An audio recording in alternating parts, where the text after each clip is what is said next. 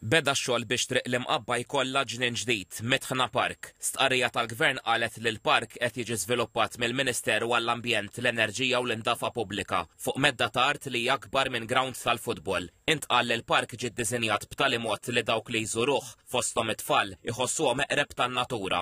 Il-park sa jinkludi Bug and Bee Hotel u żoni naturali għall-logħob. Il-park sa jkollu wkoll ġibjun, amfiteatru u mejda tal-ping pong. Fih sa jitħawlu aktar minn 100 siġra u mal-500 tarbuxxell. Iċ-Chief Operations Officer ta' Project Green, il-Perit Beverly Costa, ġiet kwotata tajt li l-park sa jinkludi wkoll tinet b'soqfa ekoloġiċi biex l-ilma tax-xita jinġabar u jerġa' jintuża t-tisqija tal-park. Waqt żjara lix-xogħlijiet, il-Ministru għall-Ambjent Mirjam Dalli innotat li dan il-proġett jinsab ftit minuti mix il-bogħod għal mijiet ta' familji. Hekk għandek spazju li sa ftit ta' snin ilu kien barriera, intradmet din il-barriera u spiċċat qed letteralment tiġbor iż-żibel ta' min kienet jarmi iż-żibel hawnhekk. U minn spazju ta' barriera ser nkunu qegħdin noħolqu ġnien ta' aktar minn 7400 metru kwadru.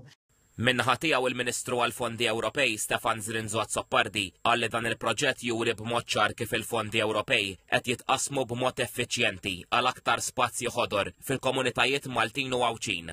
Dan huwa parti minn kull għana ta' proġetti li qegħdin nagħmlu permezz ta' fondi Ewropej biex inkomplu nagħtu aktar spazji miftuħa lil poplu in ġenerali.